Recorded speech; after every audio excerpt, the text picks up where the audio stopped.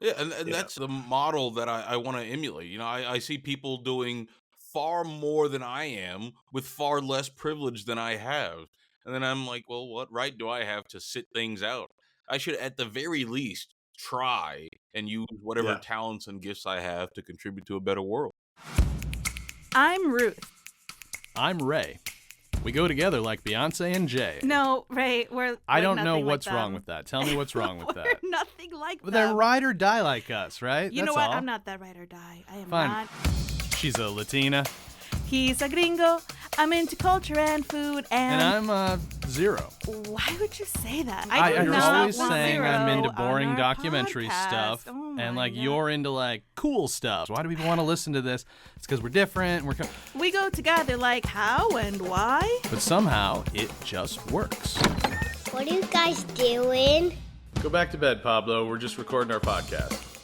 Everybody has a podcast.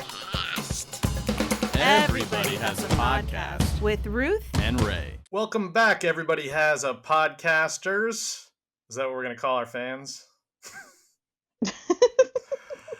We have fans. We have some really cool people coming up on our podcast, so that's exciting, including today's guest. Take it away, Nova. Who's on the docket for today? Well, Bryce Greene is going to be joining us. Some of you may have heard his podcast or his appearances on the podcast American Exception. That's where, well, he had me on and John Duffy to talk about, I think, what was it? I think it was for After the Uprising podcast, but then he realized the 9/11 anniversary was coming up, and Bryce is a longtime fan of our kind of war on terror related work from 10, 15 years ago. So he had us on a second No, time. I don't think you should call him. I don't think you should call him a fan of wartime. I don't think, is that what we're calling people now? What is the appropriate word for someone who is into learning certain history? It can't be a fan. You can't be like, I'm a fan of World War II. Well, right? I mean, he told me on the call when we were setting up this interview that like he kind of thought of me as like almost a celebrity, which I laughed about. So he thought it was really funny that like we were calling him to have him on our podcast, and I was like, man, you got to be a special kind of person to think of me like that. But and he's also he's getting his PhD at so I'm on his podcast, right? So he's a fan, quote unquote. I'm on his podcast, and I mentioned that I'm coming to him from Bloomington, and he goes, "What? I live in Bloomington." And then I find out, right, that he was the activist that sort of famously or infamously was like arrested and snipers had pointed at him during the Palestinian encampment on Indiana University which of course campus. I knew was on Dunn Meadow, right across from La Casa, where you spend a great deal of time working with them. And so I mentioned, do you know my wife Ruth Vaca? And that's when he was like, I love Ruth Vaca. So like it's a total small world situation. Well, it is a small world, right? Because I remember, by the way, I hate that I can hear you slurping on your coffee. It drives me crazy when I can hear you slurping on your coffee. I got a solution. You should unplug your headphones. Unplug those. Can you get a straw? You basically know what I'm going to say anyway, so just unplug the headphones. So yeah, I think it's such a small world because I remember you telling me that you were on Bryce's podcast. Sorry, go on.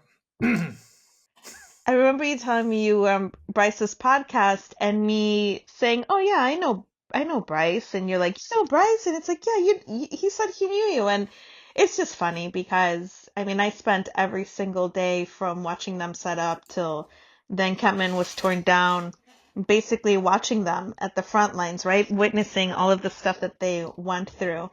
So yeah, Bryce became a big character or personality on campus because he was so good at organizing that encampment. He was so smart. He was so self-motivated, and there were a lot of obstacles thrown his way and a lot of scary moments. Like you said, the sniper on top of the Union building, pointing at very peaceful, like extremely peaceful protesters.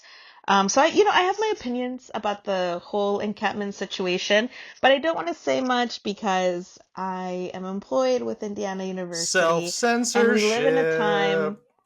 yeah, well, we live in a time where you even saying, you're pro-Palestine or free Palestine is considered anti-Semitic. And I just like to remind people that it is not anti-Semitic to judge or put a certain standard on a government.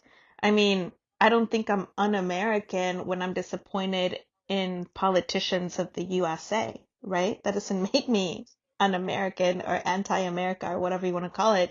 It just makes me a person who has an opinion about government in specific, not necessarily people as a whole. So that it makes me very, very upset.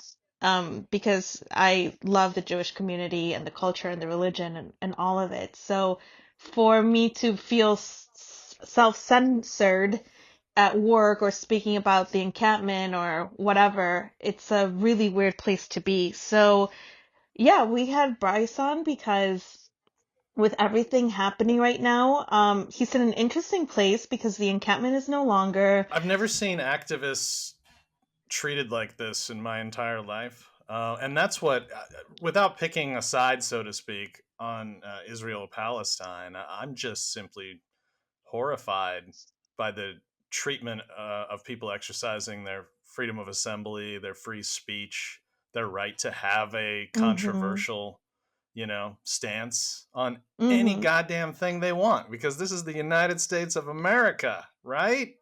Right, right. And if you read, if anyone has the time to read into how Indiana University dealt with the encampment, the Bloomington campus, what if people who are pro Israel and the actions that their country is uh, is involved in, plus the United States supporting those actions against Palestine, what if they want to gather there and have a protest?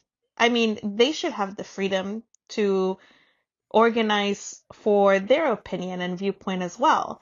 And I find it shocking that that never happened. It only happened with pro-Palestine, and then they got harassed until they were basically run off campus. But Yeah, I mean, there were a I lot of think people I think it left a really bad taste in my mouth, to be honest. when I'm just like, wow. I mean, I just feel like everyone should have the right to gather and protest, just like the Constitution says, especially on college campuses. That's where opinions are formed. That's where political opinions change and are formed and are explored. And I just feel like they really put a wet blanket on youth's evolution, I and feel. Bryce is just a fun guy, and you're gonna like getting to know him.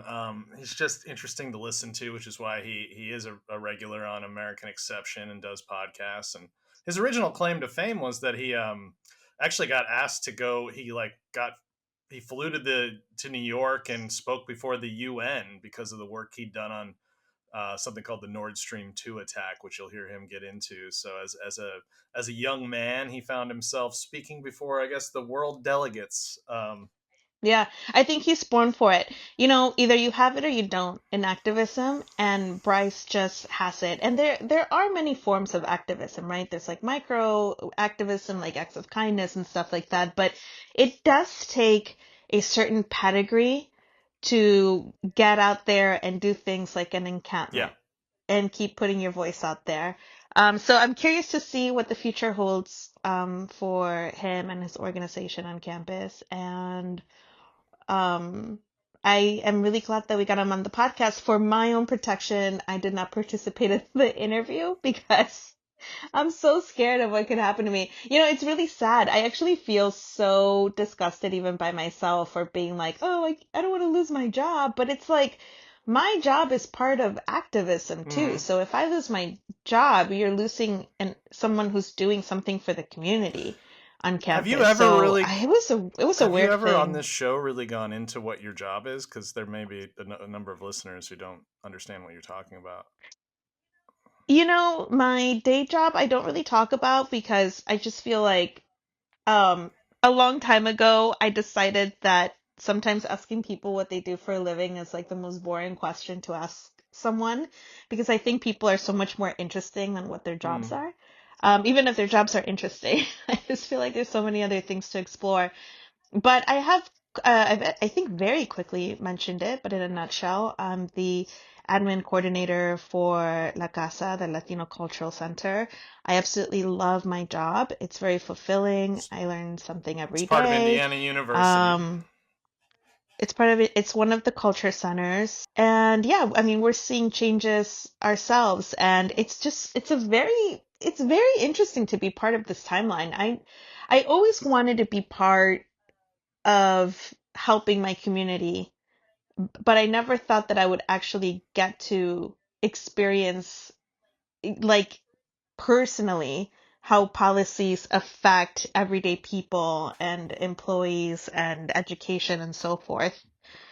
Like things with, for example, with the example of DEI being shut down and how like it automatically impacted me and my job. So people may not understand these cultural centers. I certainly didn't until I started to see Ruth work there. But I think they're incredibly important for the. I mean, like I sense in coming to pick up Ruth or going to her events at La Casa that like the communities served by these cultural centers like feel a deep home away from home that that they need there. And there's so many services, big and small, that get supplied to them by what you do and what your Yeah. organization and what these cultural centers do, that it's to me, after I've seen it and witnessed it now with you, it's unimaginable that these wouldn't exist. There'd be such a hole for different communities, right, Right. if it didn't. So Yeah, and I think these communities are so widely misunderstood by politicians who are just looking at numbers. So because we're becoming a majority instead of a minority, the a lot of governments think that Latinos no longer need help or resources that they used to have because there was more of us. But they fail to understand that just because there's more of us, it doesn't mean that we have more opportunity, because it's called systemic racism.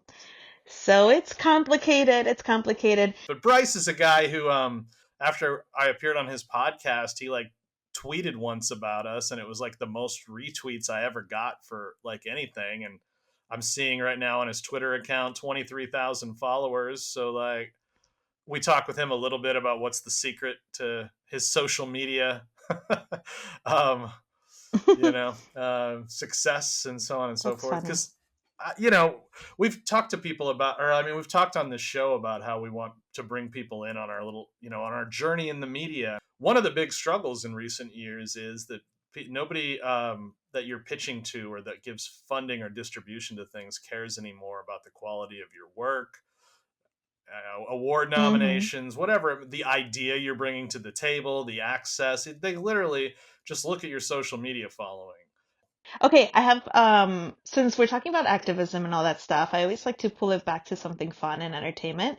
So, Ray, do you have some favorite movies, whether they're documentaries or not, about activists that you would recommend people to watch?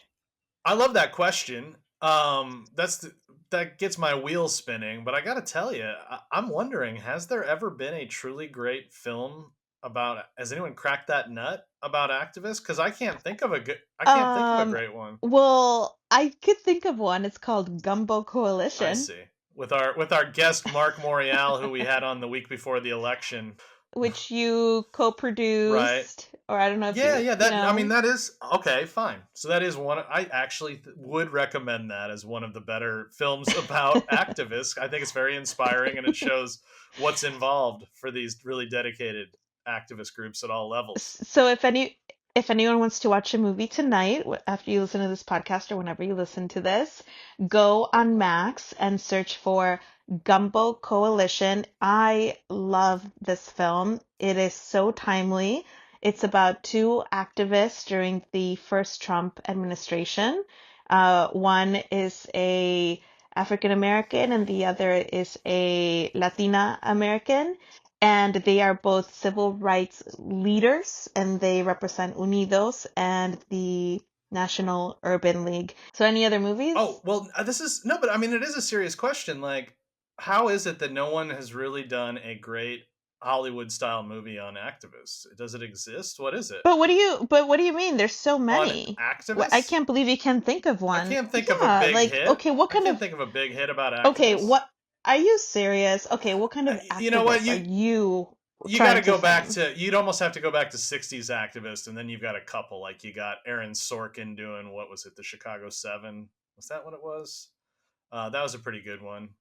It had Sacha Baron Cohen and a few other people, but that was really about the trial of activists. I don't know. I'm trying.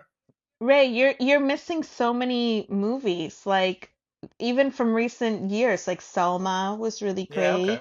Okay. There's, the Malcolm X movie was See, I don't incredible. consider when it's about dude. About So Harvey Milk. He so was we an have a difference of activist. opinion here. I'm thinking about on the Exactly. ground activists when you say activists.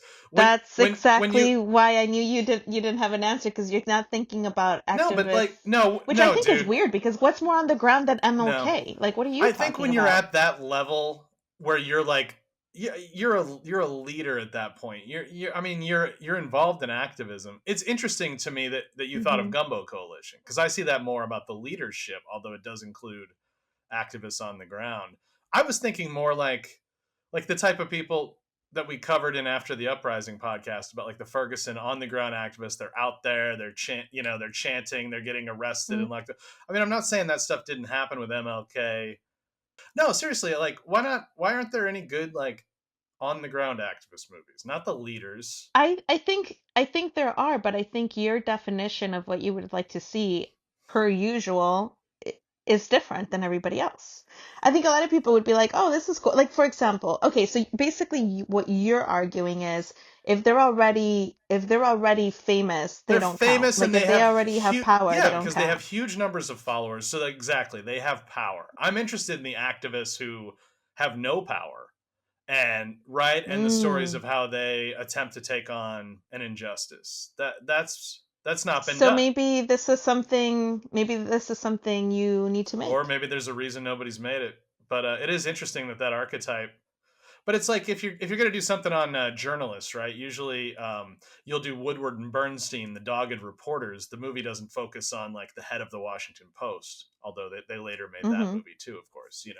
So I guess that's the difference to me. But our podcast After the Uprising was interesting to me because we did look at on the ground activists and what they had to suffer and what became of them. But anyway, So would you consider, so for example, if somebody made a documentary or narrative film about Bryce, for right. example, would that count for you, or is he too known in the grassroots movement for you? Like, where is your I think the limit limit is here? obvious when you're mentioning people like Harvey Milk, Martin Luther King, and Malcolm X versus Bryce Greene. I mean, no offense, Bryce. I think the difference is a little obvious there. So I'm just looking at like the nuts and bolts on the ground activists, and I'm intrigued that you brought up what was a great movie about activists. And when my head went to those folks, I realized there aren't very many stories that have ever been told about those folks, are This is why I asked you, because I knew you weren't going to be able to answer there? it.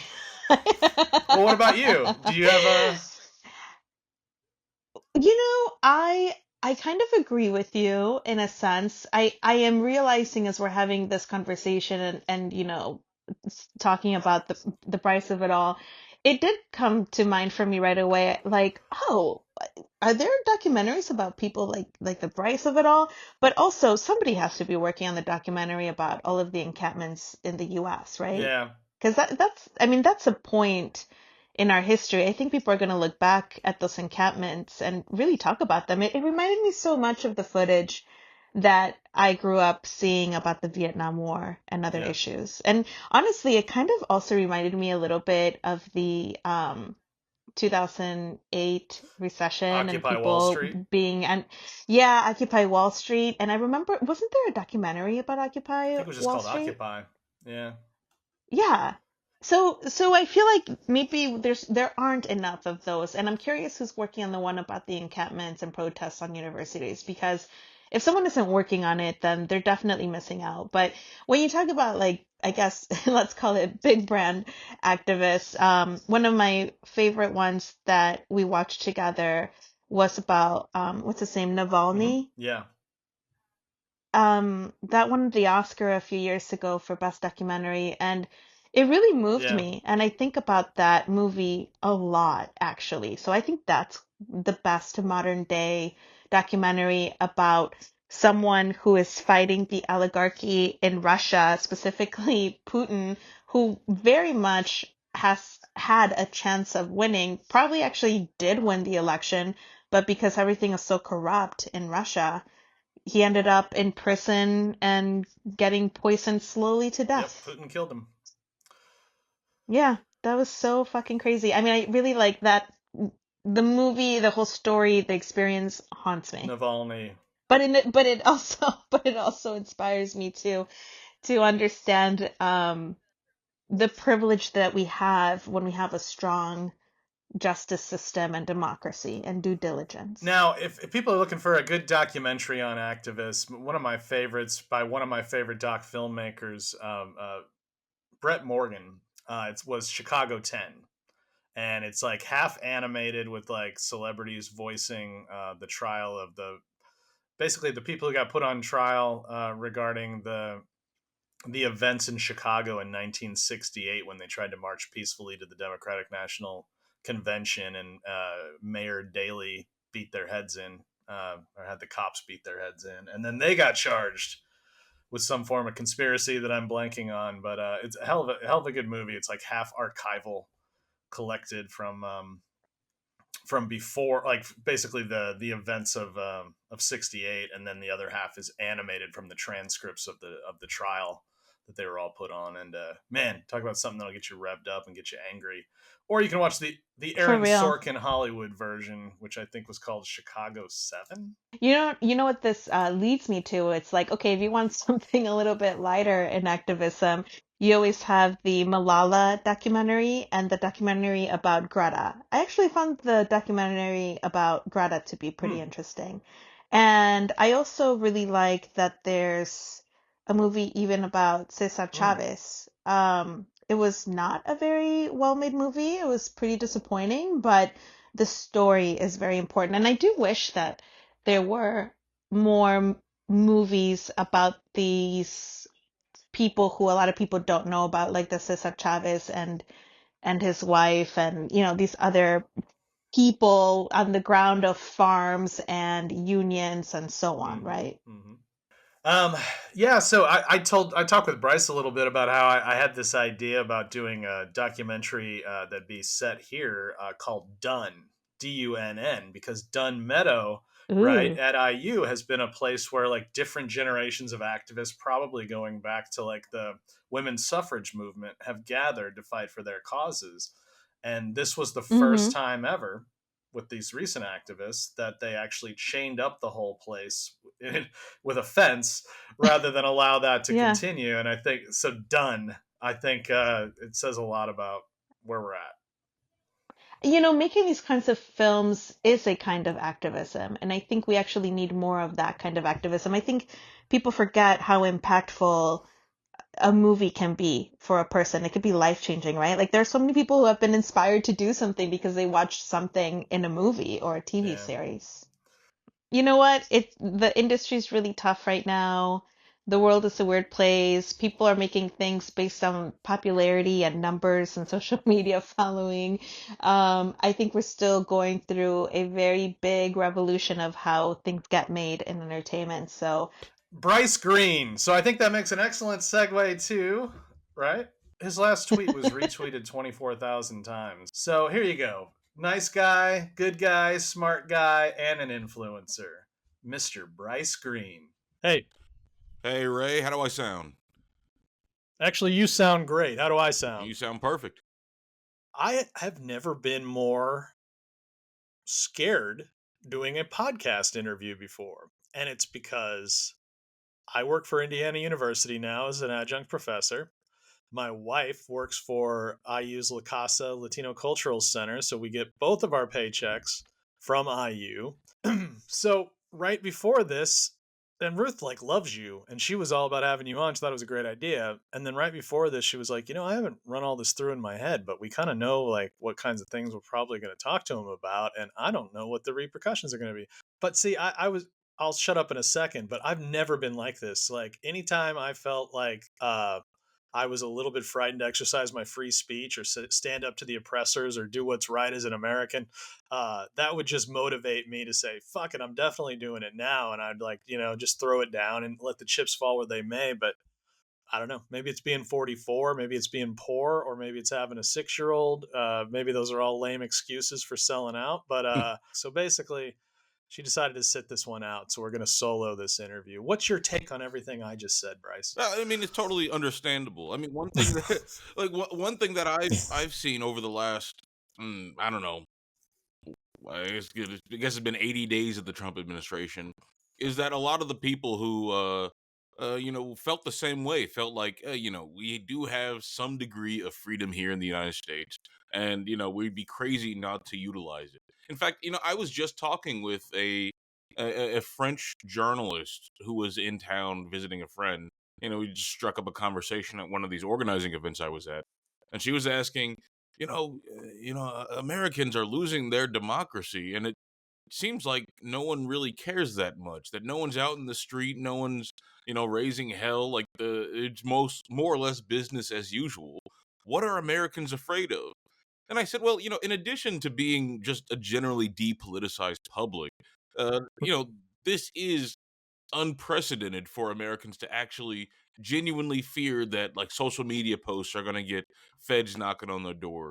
That if you're not if you're not a citizen, like a full citizen, that you can just be picked up and shipped off to God knows where. But even if you are a citizen, since the executive is ignoring a lot of the due process that would normally be required, then there's nothing stopping them from just picking up a citizen, throwing them on a plane to El Salvador. The Supreme Court tells them, hey, you got to send these people back. I mean, there's nothing the Supreme Court can do. As Andrew Jackson said, what army? So if you have a lot to lose, like a family and a mortgage and a lot of things, a lot of people depending on you, it's perfectly rational for anyone to at least second guess their ability to freely exercise their speech, because it might not be so free and something might happen. And if you're not careful, something could happen. That's a dangerous time, and I definitely sympathize with that. I do ask myself, if you're a Jewish person in Germany in 1933, is the money move to get the fuck out, right, to safety in some other country? Is that the smart move? Is that the brave move? Is that the admirable move? Or is the move to stay and go into the underground and find a way to blow up Nazi facilities? Yeah. No, I ask that all the time, like especially with when thinking about what to do here. Like, I could leave the country. I was actually talking with a friend. I was like, what if I moved over there to your country? Like, how hard would it be for me to like set up a job? And even though I don't speak the language, how hard would that be? And he was like, it actually wouldn't be too difficult as long as you have a passport. The visa process is pretty straightforward, and we're definitely experiencing a lot more American visa applicants as of late. And I'm like, well, that's an option. But there's also an obligation I feel to stay here, where my people are, where my roots are, my family, and fight for what appears to be like looming fascism. I mean, it is straight up is looming fascism. And even though I think that if I were a gambling man, a disinterested, dispassionate guy, just looking at the numbers, looking at the trends, I'd say that America, the America that we know, that days are numbered, and there doesn't seem to be any major political force acting against these trends that are dismantling a lot of the democracy, entrenching oligarchy, and setting the stage for something different than even in our pessimistic views of America. And I don't think you can get pessimistic enough sometimes. But even at the worst, America still had some good things, some good political tendencies. Like I do think that free speech is a very useful and helpful thing And I do think that a lot of the due process protections we have are very good and useful things. But I mean, if that's gonna go, um, then what do you do? What what is the correct answer? And I'm never gonna find the correct answer. I'm probably gonna end up staying here for quite some time because I do believe in fighting. Going somewhere else and dropping out of the fight seems unimaginable. But I don't know if that's the smart or right decision. Yeah, a lot of the people that I admire, I've been doing. I told you I've been trying to do something called the Anti-Fascist Hall of Fame, and I've been looking at who have been the most effective anti-fascists. And I mean, the truth is, a lot of their stories don't end happily. I admire them because of what they did, but I wouldn't necessarily want to live their stories because it was a huge struggle and it didn't necessarily pay off for them per se. It paid off for the rest of us. So I guess that's a question we all have to ask. Are we one of that special 15% of people that are in the right place, the right time, and have the courage, passion, and know-how to actually accomplish something good for the rest? And will we do it? I guess the smartest thing that if you have the ability to have some sort of contingency plan to get the hell out of Dodge, if things, I don't even know what the signs would be of it being like time to go. But if there is a way to have a contingency plan, it might be wise to make such a plan and start thinking about it. Maybe have like a friend in South America who's like, yeah, I'll put you up for a few weeks, months if things go bad, and you Yeah. can figure out what to do next from there. I don't know. It seems crazy to talk about, and it seems like some people might think that this is hyperbolic or alarmist, but I mean, there's not always a 2-year warning before it's too late for you to do anything about it. So I got to tell you, even amongst the people who I would have considered normies until fairly recently, I don't run into a lot of people who think that kind of talk is hyperbolic anymore. yeah, you But always had like during the Trump administration, you had people saying, "I'm moving to Canada if he gets elected." right. And the Trump got elected the first time, and no one moved to Canada. I'd be interested to see the numbers about how many people actually just emigrated exclusively due to Trump. They're probably you know relatively well off if they were able to do that on a whim. Well, and as you well know, because because of how America affects the rest of the world, it may not necessarily make your position better to leave. You might actually be in the least vulnerable position by being here Right. as America. Yeah, like if you're upper middle class here, then probably the worst effects of whatever comes, whatever fall of America, however you want to describe it. The worst effects are you'll be insulated from those for the longest period of time.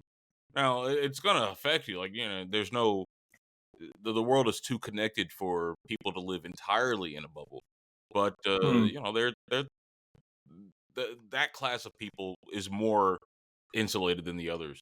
And the extremely rich, like the billionaires, the people who are going to nuclear bunker conventions to see if they can get like post-apocalyptic bunkers.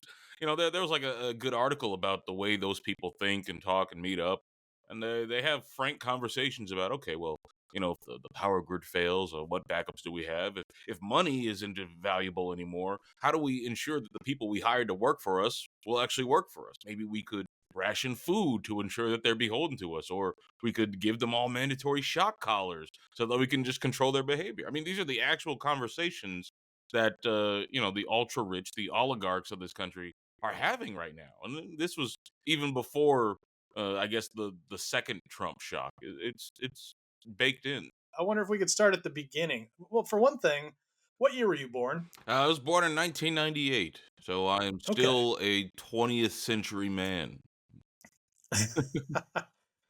The older you get, the more you have cognitive dissonance about how old you actually are. But that means that you were born the year before I graduated high school, when I feel like I started my adult life. But okay, so where did you grow up? What did your parents do for a living, and what kind of young life did they give you? Let's see. I grew up in Indianapolis, and my dad worked at at the time it was called Synergy, but then they merged with Duke Energy.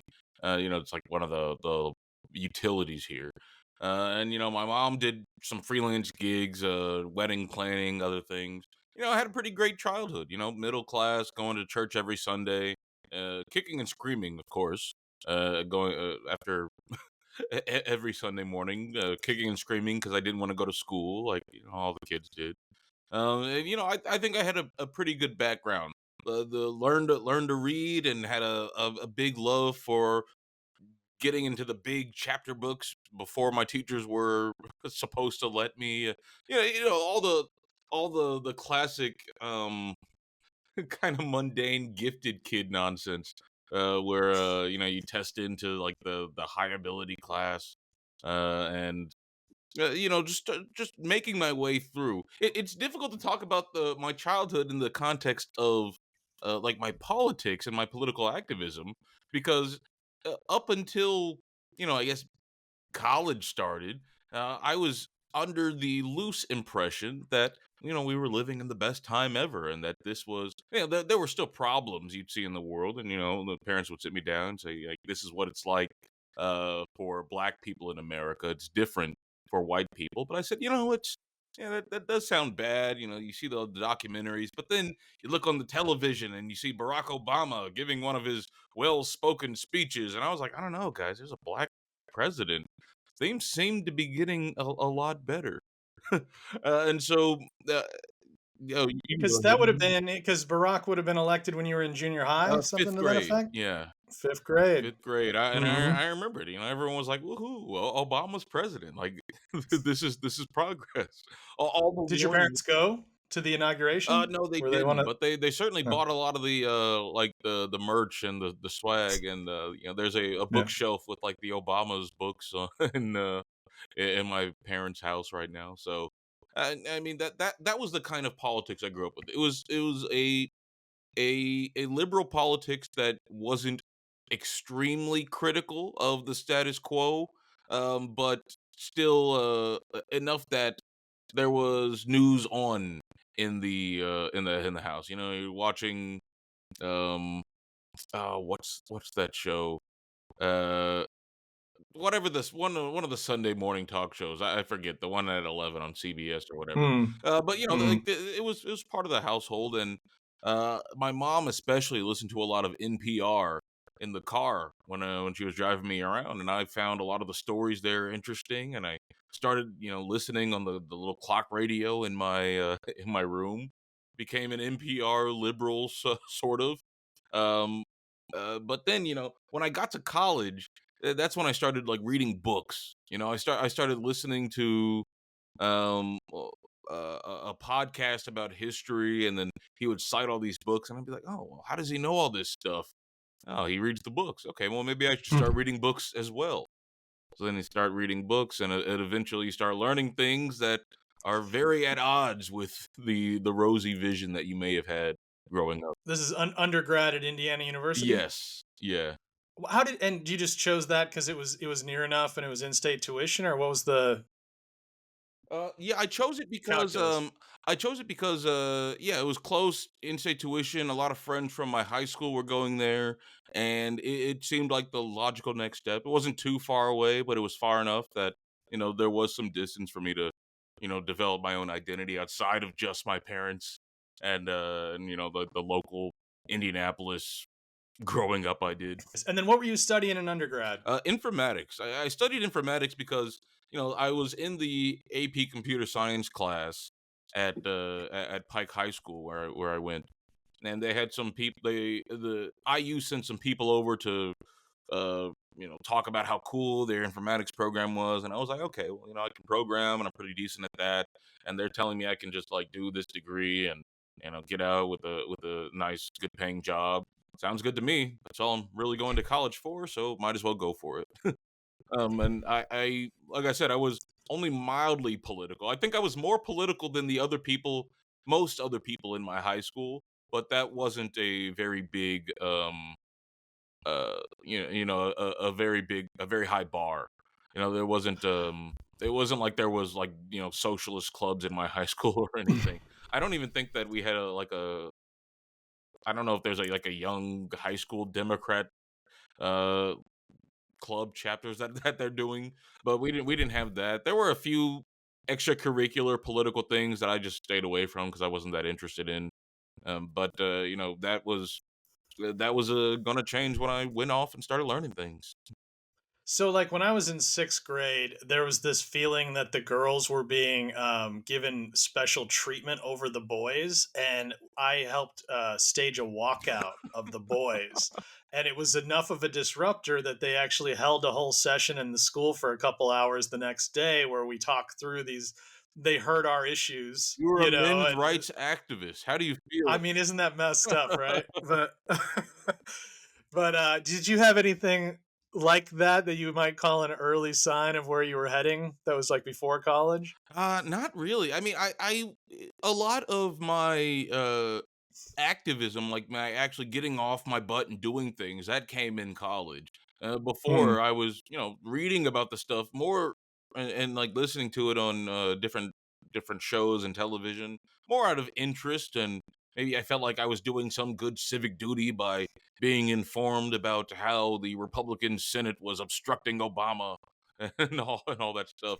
But the I do remember when I started learning that, okay, well, people actually do go and uh, organize and protest and actively try and engage with the world. That came in college. Reading about it's probably cliche for a lot of people, but reading like Noam Chomsky and Howard Zinn and people's history, and learning that there's not only is there a whole lot of injustice in the world, but there is also a rich tradition of people speaking out and fighting against it. And you're probably never going to hear of most of these people who are out fighting against it, but they do it so they can make the world a little bit better. And that was a Hmm. very inspiring, just simple message to me. After learning about like, oh, all these wars that I just passively consumed as a child were actually some of the worst things uh, anyone could possibly imagine. Destroying the entire country of Afghanistan, destroying the entire country of Iraq, destroying the entire country of Libya, destroying the entire country of Syria. Like that. You can say that, and you can hear the little drips and bits that get on the news, but then actually sitting there and reading a book dedicated to describing it for the first time, when all of that stuff has been sanitized out of your earlier political education, it's very radicalizing. And you start to ask, well, what is my role in all this? What can I do? And then that's when you start looking at that tradition of activism. So did I understand you right? What's the story of, who was the professor who maybe inspired you to start reading the books, so to speak? Um, it wasn't actually a professor who started me down like the leftist reading list. I started doing it. I listened to this podcast called Hardcore History. You know that show? With Yeah, Dan Carlin? Dan Carlin. Yeah. Yeah. And I thought it was really good. And then I was Googling his name one day. And then I found out that he had another podcast called Common Sense, which was like just political commentary. But political commentary that was outside of your basic, like, NPR liberal take. His politics are notoriously hard to fully nail down, but they're sort of like uh libertarian progressivism kind of. It's weird to nail down, but he was talking about the trade agreements. This was at the time that the TPP was big in the news, and I just caught a random episode, and it was talking about how, well, a lot of these businesses uh get all of these benefits from the government, get all of this preferential trade treatment, because they get to buy politicians, and uh, both of these corporations fund both sides of the aisle. Democrats and Republicans, they're all lockstep in for this trade agreement. But what did this trade agreement do? Well, here's a look at NAFTA, and then here's how NAFTA screwed over the American working class by making them compete with Mexican teenagers for like auto jobs, and since we have high wages here, the jobs just left. I'd never seen or heard that analysis ever before, and it blew my mind. So I was like, well, let me start listening to this show more. Let me start reading into some of these issues that he's talking about. And eventually you start picking up, books, and you start going on websites, and then eventually you start hearing the name Noam Chomsky and start reading it in places. And so then I picked up a book. It was two books. It was Profit Over People and Hegemony or Survival. The Profit Over People was about the global justice movement, the anti-globalization movement in the 90s. And it was talking about some of these trade agreements. And then Hegemony or Survival is largely about the Iraq War, the early Bush years. And both of those just blew my mind. Like, there are all of these issues that are being debated and discussed off screen of mainstream political discussion. Like, what?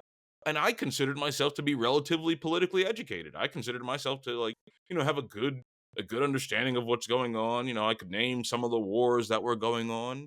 Again, this is relative to my peers, where that stuff wasn't really anywhere. Yeah. And so I thought, so even if I believe myself to be well educated, walk into this world not knowing the real story about Iraq, not knowing the real story about the American trade system, about the global trade system and its conquests for all of my money, all of your money, and everyone's money. That stuff isn't talked about.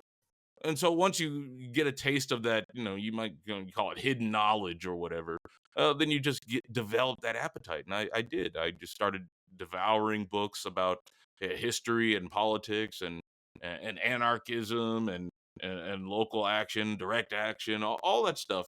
It started just flowing, and I was learning more certainly outside of the classroom than I was inside. So one of the big things that you learn from reading Chomsky is, of course, media criticism, and how certain narratives are advanced and supported and taken as default in the Western press, and others are downplayed and ignored or suppressed. Uh, finding finding examples in everyday coverage was very educational for me. You can read about differing coverages between elections in the 1980s, but then to watch elections in the 2010s being treated the exact same way, well, it really hammers that lesson about worthy and unworthy victims, about manufacture of consent. It really hammers those lessons home. So I think right before the pandemic started, I sent an article to Fairness and Accuracy in Reporting about the coverage of Venezuela, and it was some New York Times article talking about how great it was that Maduro was going to be gone. And then, of course, you look at it and it's citing all these people who are funded by the United States, and it's people who are actively against Maduro. And I was like, well, this is biased. This might be worth a write-up. And so then I wrote it up, just a few hundred words, submitted it. The editors liked it, and then they said, let us know when you have something else. And so I was like, well, I guess I'm a real writer now. I had done a little bit of writing in the past, or before that. The first thing I ever wrote was about Gaza. Was about in 2019 during the Israeli attack on Gaza in 2019. I wrote about how Israel kills babies to terrorize the Palestinians and goes into this entire idea of deterrence capacity as a justification for their strikes. And then you see the disparate death toll on one side and almost nothing on the other side, where they're counting people with anxiety as injuries. I wrote it and I published it on medium.com. And then one of my friends who was working at the student newspaper said they saw it and they said it was good, and they said I should start writing for the Indiana Daily Student. So I was pumping out a few op-eds there, and then I submitted my first one to FAIR about Venezuela. Then I continued to. That was your first national press, right? Yeah. I guess it's all the same now that everything's online. Yeah, it is. But FAIR was well known. I only knew about FAIR because it was cited in some books I was reading, and I was like, well, that's an interesting source.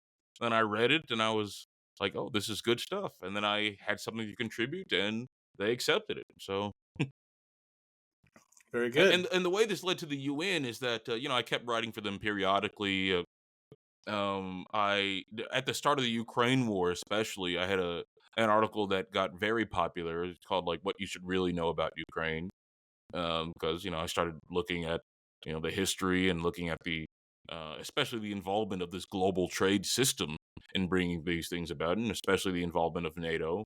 And so I wrote an article about that. But then when the Nord Stream pipeline was attacked and blew up, I was kind of blown away at the way that the American media was suppressing it, or suppressing the fact that there's a good case to be made for the United States being involved in it. Joe Biden had said, hey, we're going to make sure that this pipeline never happens. Victoria Nuland said, like, one way or another, we're going to make sure this pipeline didn't happen. It's even in that Rand Corporation study about overextending Russia. And maybe your audience, maybe this might be jumbled for your audience members, but the Rand Corporation published a study in 2019 that basically is a blueprint for all of the American policy we've seen towards Russia. It's called Overextending Russia, and it's just about how the U.S. can provoke Russia into overextending itself. And and everything that was suggested in that article was eventually carried out. But that report also recommended getting Europe off of Russian natural gas and ending projects such as the Nord Stream 2 pipeline. The Nord Stream pipeline is the Nord Stream 1 is a massive pipeline that basically pumps in liquid natural gas from Russia to Europe, so Europe can have cheap energy so it can run its industry. If you cut that off, then Europe has to pay a hell of a lot more for American liquid natural gas, while Russia, loses a customer. So when this pipeline exploded, all of this was known, but the American media was talking about how Putin blew up his own pipeline just to send a message to America, which doesn't make any sense. It's actually kind of insane. But that was the dominant form of coverage. So I wrote an article about that coverage and about that history that I just went into. And this, again, was pretty popular. It was so popular that even people in the Russian delegation had seen this article. And I received an invite through, an intermediary to say, hey, would you be interested in testifying at the UN? The Russians are going to call another session about the pipeline.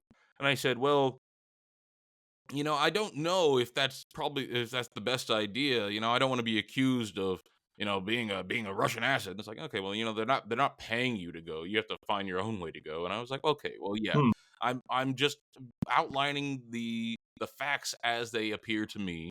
And had you ever been to New York City before? No, never been to New York City. Just found a friend in New York City and got a couch from them. On my day that I was supposed to go into the UN, I showed up there, looked at the UN building. It was nice. I just met one of the press secretaries of the Russian delegation. He showed me around the UN.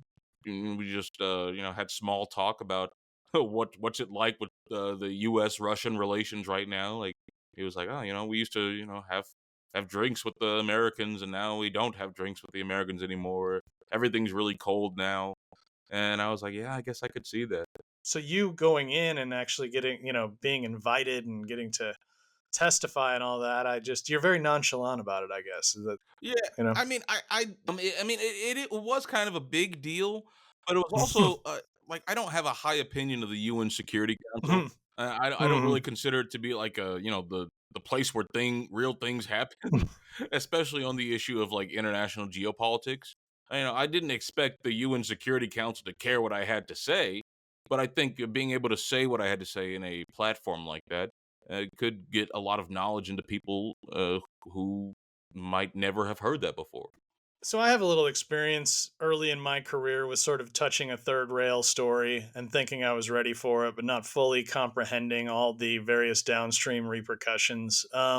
Did you feel any effect from that high profile third rail touch? Not really. I mean, you get nasty messages from people who say you're just a Russian asset and you don't know anything what you're talking about. You're just an idiot or what have you. But nothing really major, at least not yet.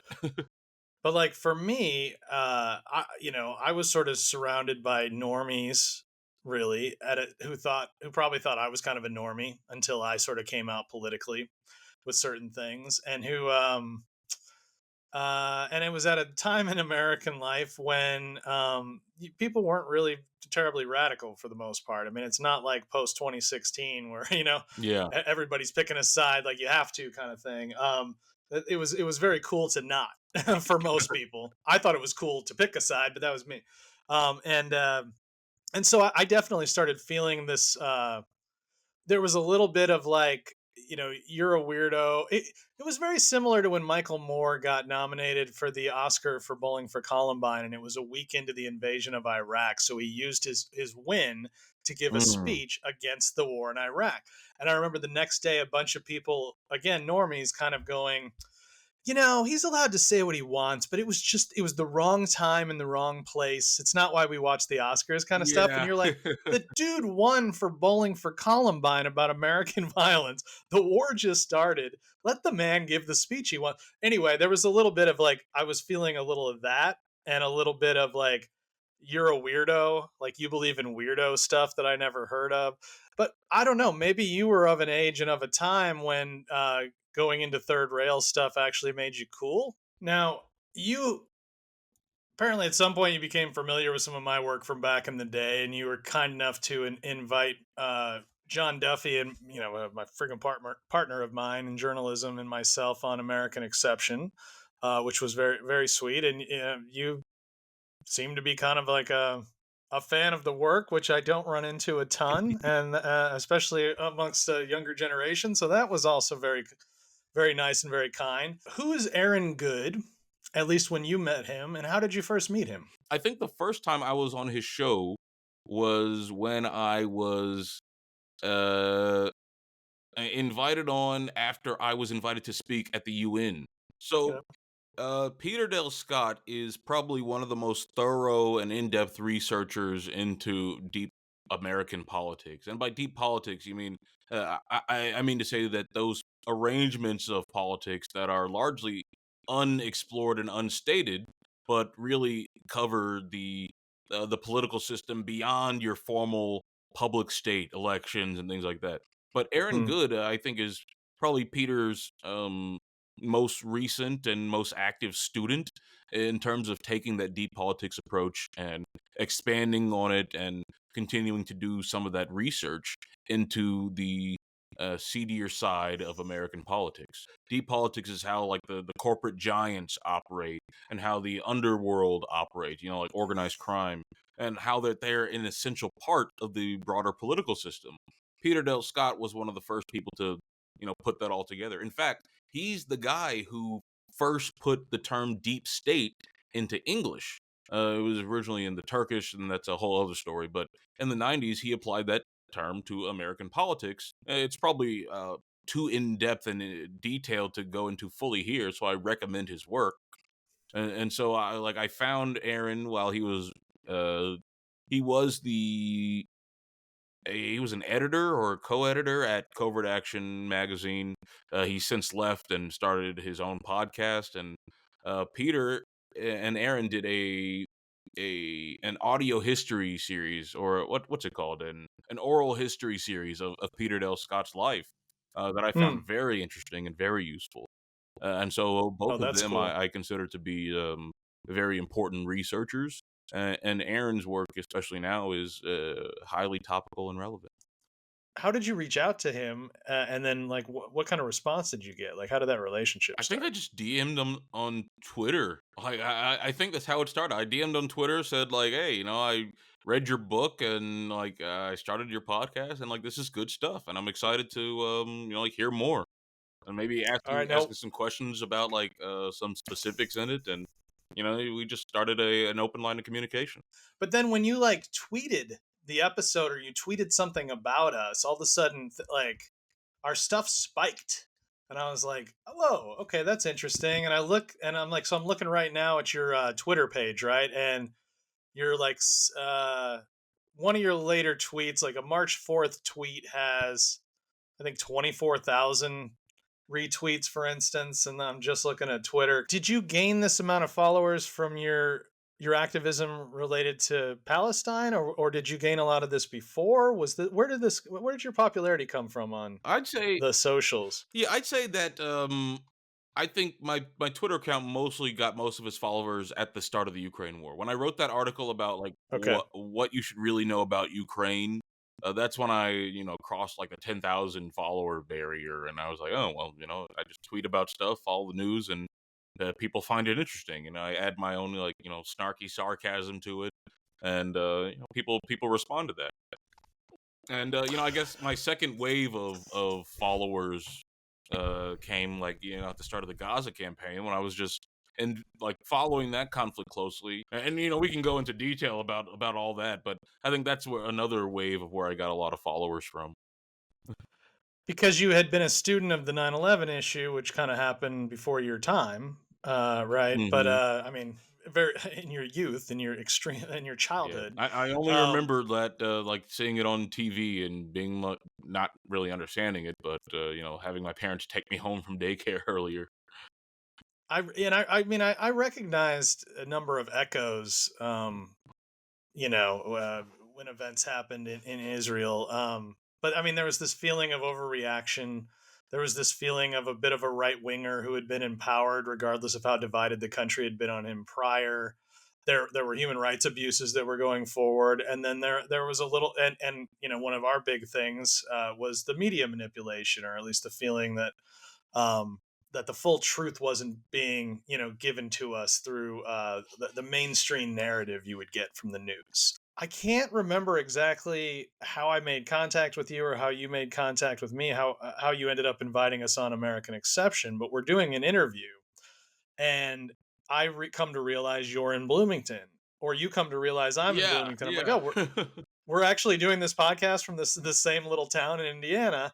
And then I mentioned to my wife that I had that interaction, and she's like, she is number two, helping run La Casa, the Latino Cultural Center at IU, and she had gotten to know you independently because across from them, for those who aren't familiar with Bloomington or Indiana University, is Dunn Meadow, which is the place going back 80 years that whenever there was activism, the activists would always congregate on Dunn Meadow, and that was not an exception in the case of Free Palestine.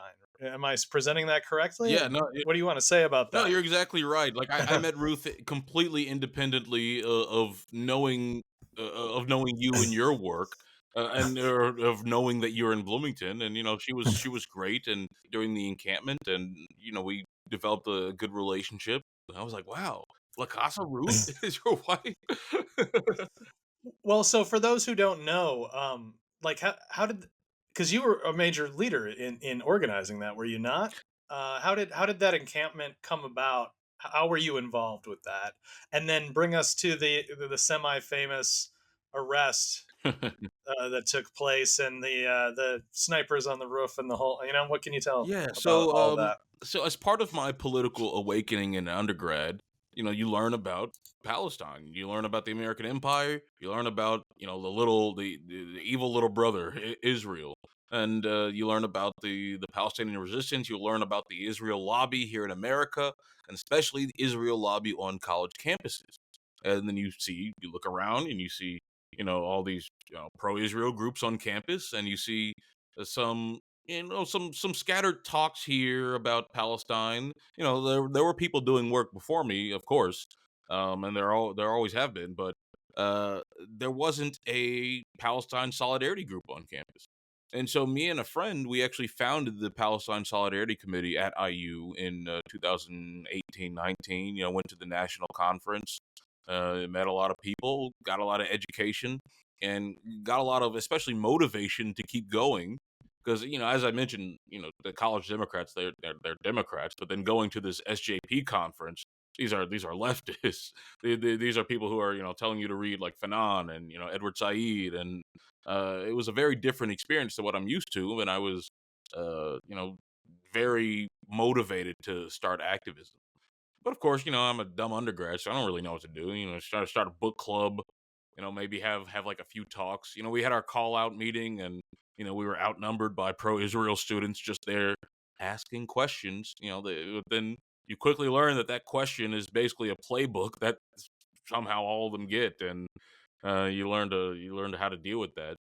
But I graduated in 2020. Pandemic, everything fell apart. There wasn't a lot of good continuity between, the PSC, the Palestine Solidarity Committee of pre 2020 and the one after. But right before October 7th, a Palestinian student got in touch with me and was talking about starting it back up, and I said, yeah, sure, I'll help out. And then, about a month later, October 7th happens, and then they have their a big call out meeting. I think a week or two after that, and then I show up and start talking and start telling people about my background and getting involved with the new Palestinian Solidarity Board. And so then we could just continued activism for months and months. And when the Columbia encampment started, and the Ivy League starts, and then it spreads across the country, we started having conversations amongst ourselves about, like, okay, well, what's possible here? But I was an advisor. My title was graduate advisor for PSC. And people were asking, like, okay, well, what could we do? What's possible? And I'm saying, okay, well, if this happens, you got to be ready for X, Y, and Z. We got to have, like, legal team in place. We got to have, you got to know what we're facing. I didn't expect there to be a massive, militarized push. I expected the police would just, like, tell us to leave and then just start picking people off, I guess, IUPD. And Yeah, pretty standard, yeah, anti-activist stuff these exactly. in modern times, right? And like, not to get too in the weeds, but the rules of Dunn Meadow actually didn't prohibit you to, like, set up tents and protest and be there until after 11 p.m. And so we went there in the morning, and I was like, okay, well, they're not gonna, like, come and raid us until 11 p.m. at least. That turned out to be false. A university administration caught wind of the fact that we planned a rally and probably put two and two together that it probably could result in an encampment. And so they called a middle of the night meeting between, like, a bunch of deans and administrators or whatever, and they changed the policy for Dunn Meadow, but they only changed it on paper amongst themselves. Then they put up some signs in the meadow saying, like, here's a new policy. But you go to the website, the policy's still the same.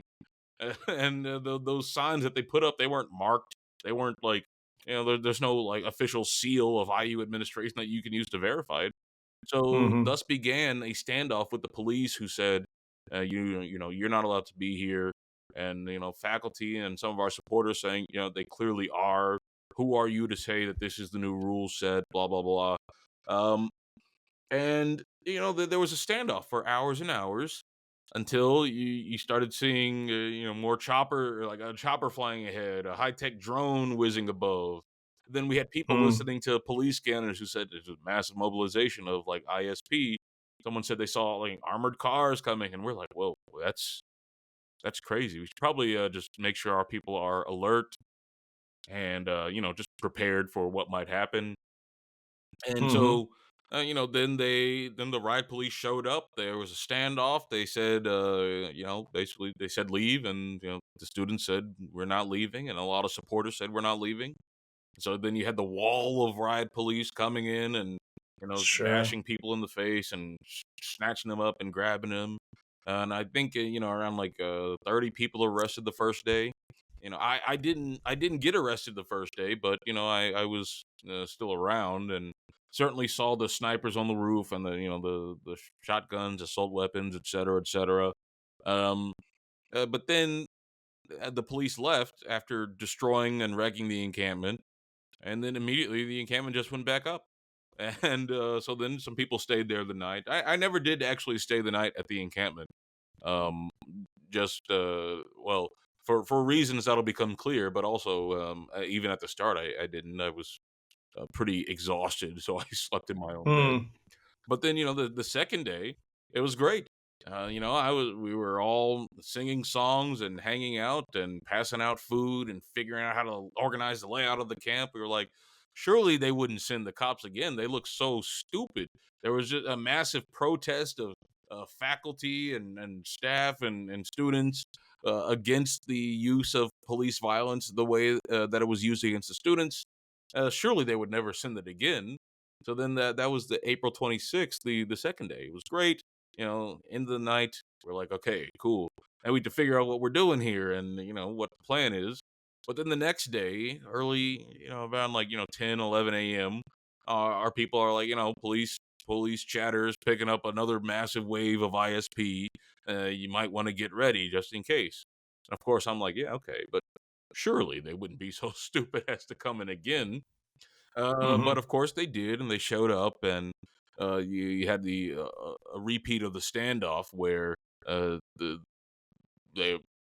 police told us to leave, and we refused to leave.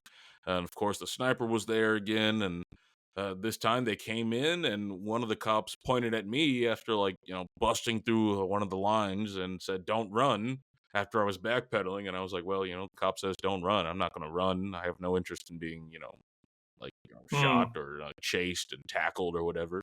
So, they just put me down and said, hey, get hands behind your back, you zip tied me.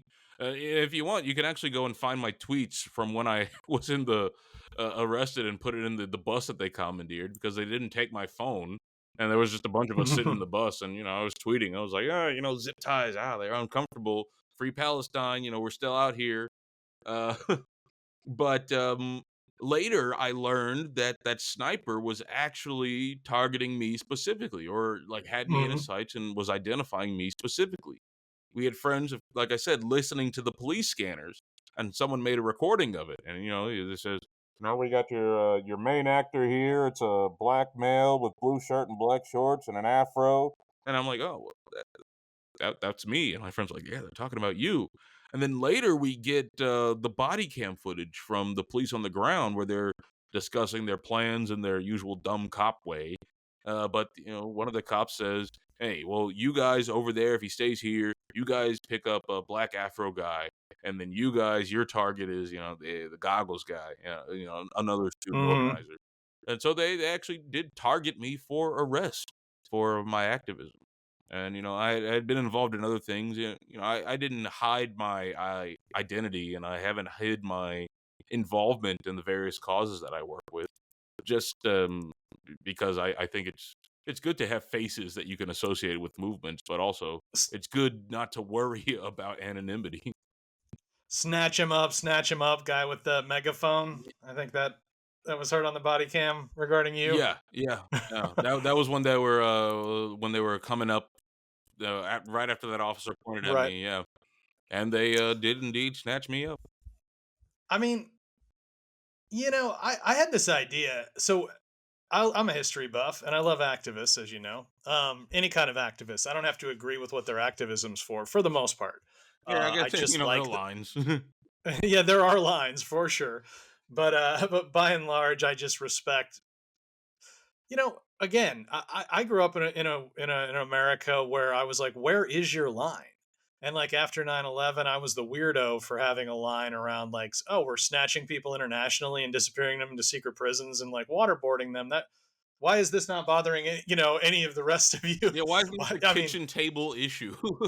Yeah, no, exactly. What? Oh, that wasn't enough to sway the 2004 election. Bush gets a second term. What the fuck is going on here? So that always pissed me off. That for most Americans there didn't seem to be a line.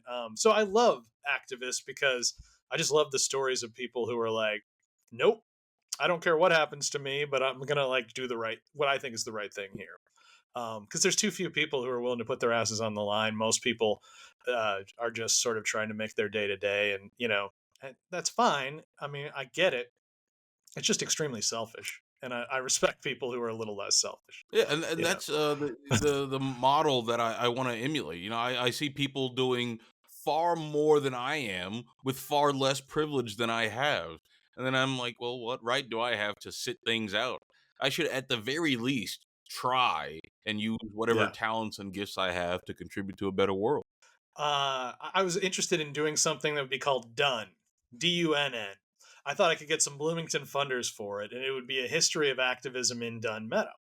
And then when this was before this was before. Oh wow! So then, right. So when all that goes down, what people who are not from Bloomington will not know is that for the last 6 months or so, for the first time in its history, I believe, Dunn Meadow sat with a giant chain link fence around it so that no one like you could again exercise your free speech or your assembly rights or do an encampment there. But like the activism goes back to like women's suffrage, as far as I'm aware, getting together on Dunn Meadow. And so it's so symbolic to me Yeah. of the way things have taken a turn that they never have in America before in these recent years around that particular activism. Yeah, it's always weird talking to people who, throughout the encampment, we had a lot of visitors. A lot of people who said that, hey, I was here during the Vietnam War. I was here protesting against the bombing of Cambodia. I was here protesting against apartheid. And we never had these riot police show up in military gear and Yeah. run us out like this. No one was ever given a 5-year ban from campus, which they tried to ban me for 5 years, Mhm. and like no one's ever done that before. In my youth, in my like not being more than 20, well, how old was I? 26 years old. It's difficult to put that in context because this constant state of escalating crisis is the norm. Mhm. Is the norm for my entire life. Yeah. Like my political coming of age. Like my first election I voted in was 2016, or I guess the 2016 primary. But you get the Trump victory. So we're always in crisis, so it's always hard to judge, like, well, how is this really worse than it was before, or are people just have short memories, or do people just are just recency bias? But Yeah. no, they never did send in things like armored cars and choppers to protesters prior. They never did ban people from campus for 5 years for protesting. They never did put up a chain link fence around the meadow for a semester so that people couldn't protest. What resonance does the case of Israel have for administrators and politicians who are pushing them? Ensuring that criticism of Israel is uh, there's a cost to it, so that institutions take the path of least resistance by not criticizing Israel and stamping out that criticism when it does occur. There was this famous moment in Chicago 1968, which of course was even before my time, but as someone who grew up a little bit in Chicago and went there for college, and actually Columbia College Chicago's campus was right at the spot where this happened. There's the famous moment where the peace activists were trying to march to the Democratic convention, and Mayor Daley went ballistic with the cops, Hmm. just banging people on the heads. And this horrified a generation. It was considered like a huge moment, and it even turned a lot of people who would have been against the free speech activists going, "Oh my God, we can't allow these kind of thing in a free country." Then the whole world is watching was chanted, and it became and so that stood out because that wasn't a normal way to approach people assembling or protesting. It became a little more normalized in my head. It started around 2014 with the Ferguson, St. Louis OG Black Lives Matter activists, and the way that they were met immediately by tear gas and strong arm stuff from the cops there.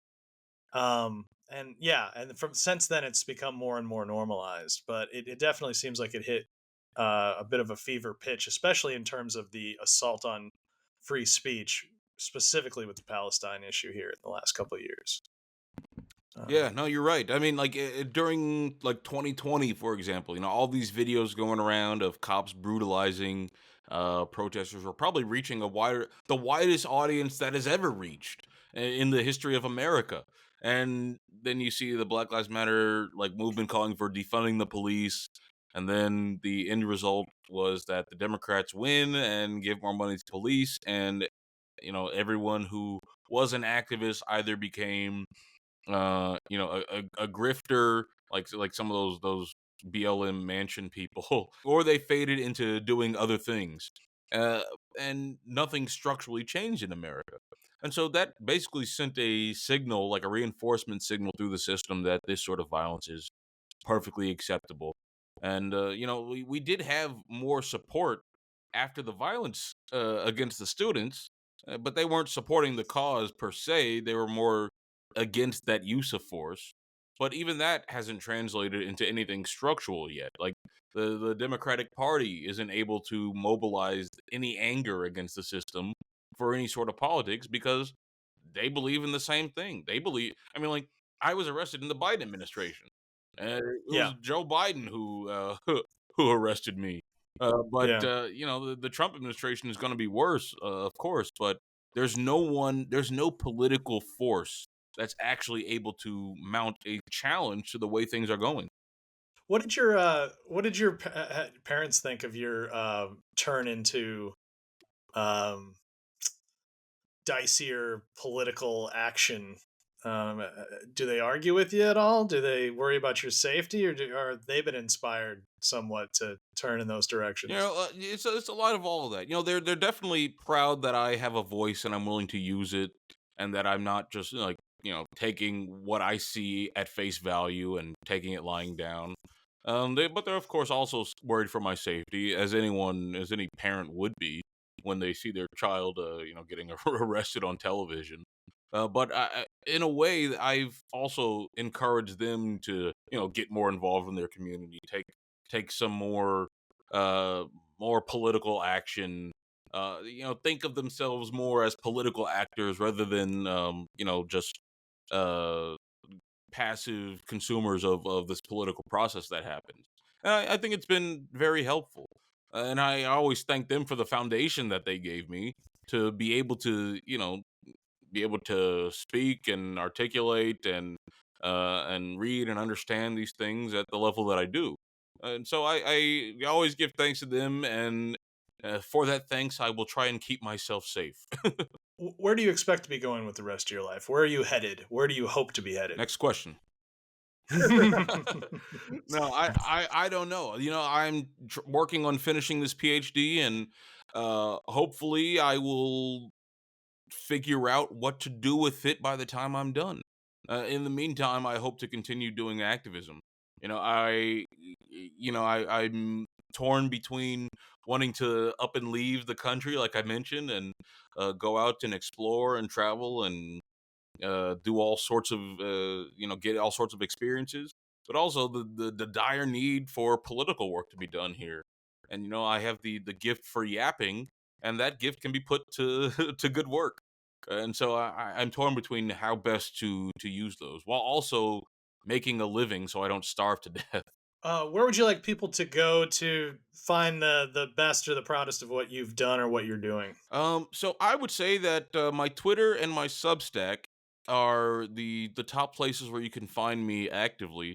You know, I also run the newsletter for the Palestine Solidarity Committee, and Hmm. well, I help run it, and I'm also running the newsletter for this People's 2030 Coalition that's going up. So I haven't had as much time to publish as much as I want to, but hopefully over the summer I'll be able to clear the backlog of drafts and ideas that will turn into nice, digestible drafts of hopefully informational articles.